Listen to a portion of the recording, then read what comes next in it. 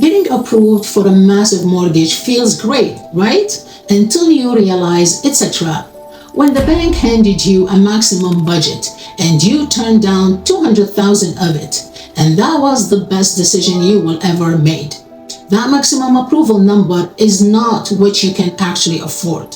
It's just how much debt they are willing to give you. So let me show you why that maximum approval number from your bank is practically useless and how taking it will quietly bleed your bank account dry. I'm breaking down the hidden cost the mortgage calculator completely ignored and the exact number to calculate first if you actually want to enjoy living in your new home.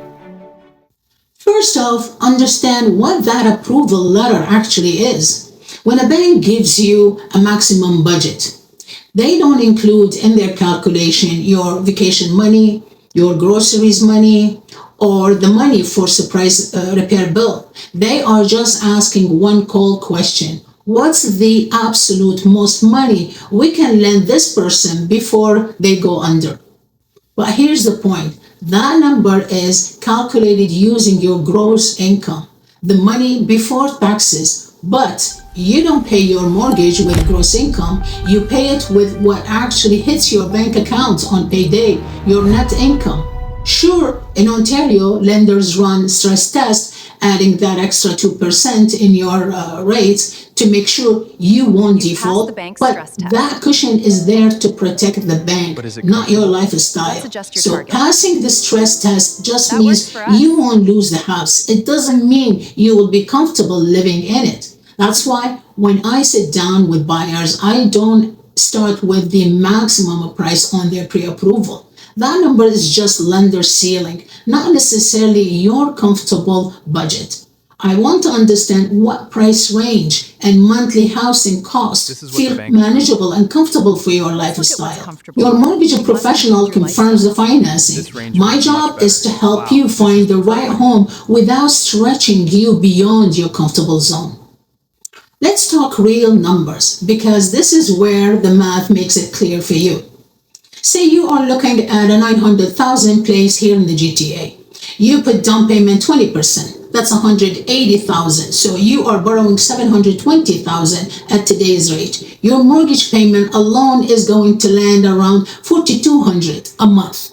That is just the mortgage. You still have a property tax, which is in the GTA easily around 500 to 700 a month. Throw in the home insurance, the hydro, the heat, the water, and if it's a condo or a townhome, tack in another 500 to 600 maintenance fees. So while the bank approve you for a 4,200 payment, the actual amount leaving your bank account every month is closer to 5,800. Most people don't include all these costs while using the online calculator, and the bank may not mention every one of them. So you usually notice them later, like when the furnace stops working in the middle of the winter and you realize there is no money left for repair. If your house eats every single dollar you make, you don't own the house. In this situation, the house owns you.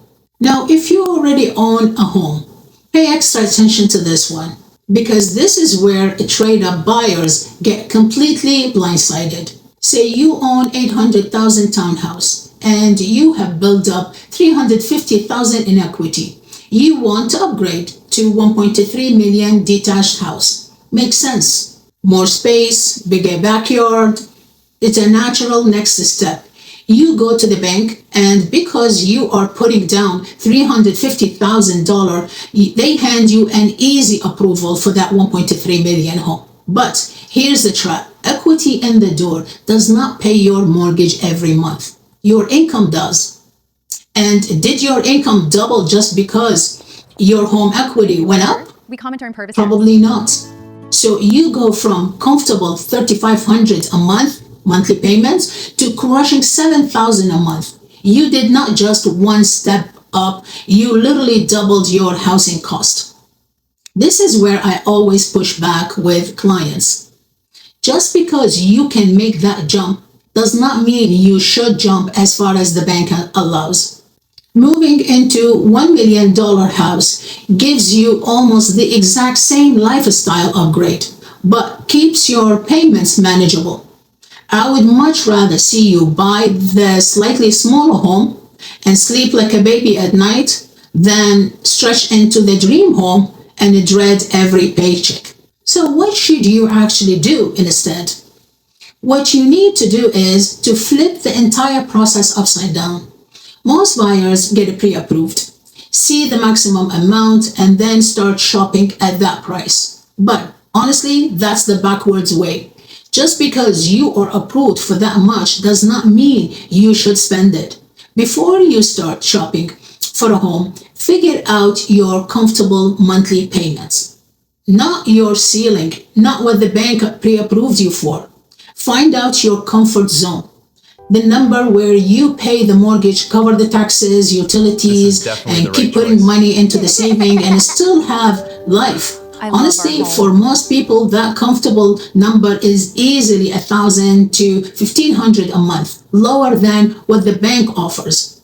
Once you have that monthly number, you work backward to figure out your target home price. That becomes your real budget, not the bank's number, yours. Look, I'm going to be real with you and honest. Doing it this way might mean the detached house is not in the cards this year. It might mean buying a townhome, looking one neighborhood over, or waiting a bit. That's not always fun to hear, but I would rather give you the reality check now than watch you end up house poor, living in a beautiful home you cannot afford even to furnish or to step away from for vacation. Here's the bottom line.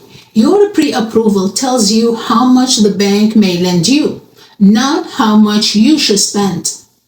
Those are two different numbers. The maximum may get you a bigger house, but the comfortable number lets you pay your bills, enjoy your life, and sleep at night. Choose the number that gives you room to breathe.